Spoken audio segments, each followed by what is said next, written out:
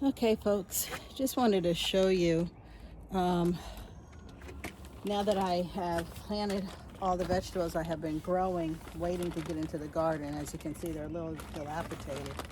Um, Now I'm going to apply some mulch on top of the soil. Whenever you start a wicking bed, if you have little or young um, plants that you're putting in or seeds, you want to also water from the top for a couple of weeks so the roots can grow and get grown down into where the softer and the more moist water is. As I told you before, I went ahead and moistened my bed uh, just so I wanted to start planting, because I had so many plants that I needed to plant, and I didn't want them to die. So I'm putting mulch on top of the bed. That will keep the moisture in, keep it from evaporating. As you can see, my peppers were in the pots too long and they developed flowers. I probably should take the flowers off and let them grow a little bit more. So I might be doing that, because I just don't want them to form peppers right yet. They were pretty root bound, so I'm hoping everything grows well. We had a lot of rain the other day, and my plants were just sitting in a pot of water. So I had to get them out of that. I'm hoping my tomatoes survive. I am putting leeks around my tomatoes with some basil.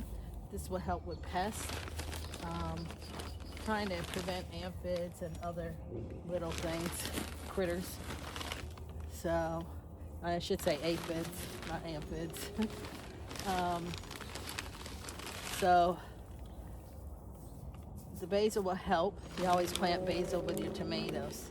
I do have some squash growing. I'll probably take some of the flowers off, give the plant a chance to grow. But I have yellow squash here. I have some jalapeno peppers and some sweet peppers here that are growing, and leeks that go circle around the tomato plant. And again, I mentioned already the basil. This hay is making me cough. Oh, I should not hay. It's straw. Making me cough. But you just want to make sure you're covering your soil, and that will lock the moisture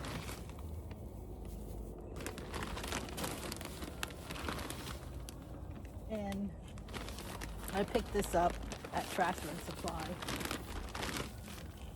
I was able to do 2 beds. This is my 3rd bed, so that's not too bad with 1 bag. I had a lot of worm life in here, so I'm pretty happy about that. The soil is very good. Now, I did mention I put alpaca fertilizer on here. I did also put some plant tone and some other fertilizing items on here as well. I'll shake these plants so they don't have everything on them. But that's how you set up the wicking bed. I hope this helps.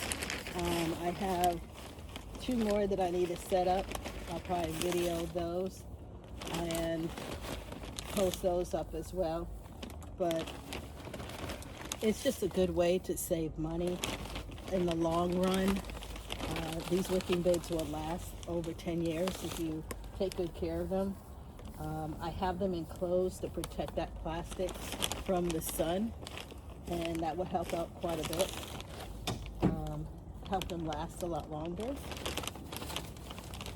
And so just see how it goes.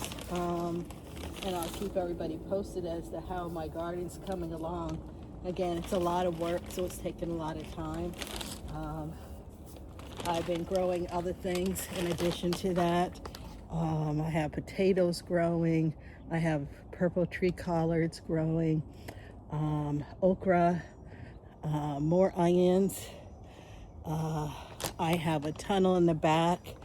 So I have a lot of growing going on. It's not just my wicking beds.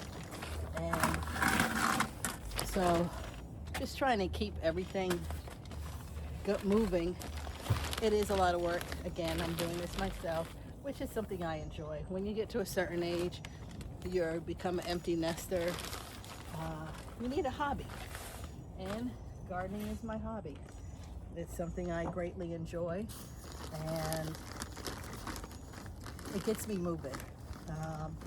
And it brings up great conversations with people.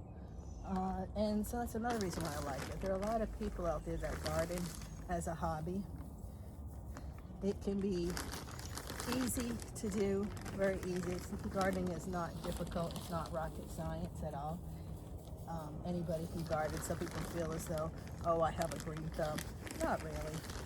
It's just applying some knowledge that I was raised with as a child, and watching my grandfather and my uncle Frankie with their gardens. You know, back in the 1920s, 40s, 50s, people gardened more. Even in the 70s compared to today. Everybody wants things fast. I personally don't mind having healthier food and growing it myself. So as you can see, I just covered this bed with mulch, and pretty excited as to how this turned out. I will start the other ones tomorrow and hope to get those completed. Fortunately, I do have to work this evening, so I won't be able to get much done. Hopefully I'll get some sand at least in one of them and get that started. But so it takes time for me because of all the work that I am doing. I'm having to change out this built structure. The post that you see me standing next to was on the inside. I had to take it, put it on the outside. I have to do that for all my posts in order for the IBC totes to fit in properly into the area that I want to grow. It will pay off in the end, so I'm really not upset. But again, thank you for always liking and subscribing. Please follow for more. I'd love to share the adventures that I have with the wicking bed. I think it's a really great opportunity for individuals to start learning about as we're looking to conserve water. The price of utilities is going up, and the wicking beds, yeah, you may have to use quite a bit of water at first, but keep in mind when it rains, that's also filling your bed up too. So again, I hope you enjoy what I'm teaching you and what I'm showing you about wicking beds.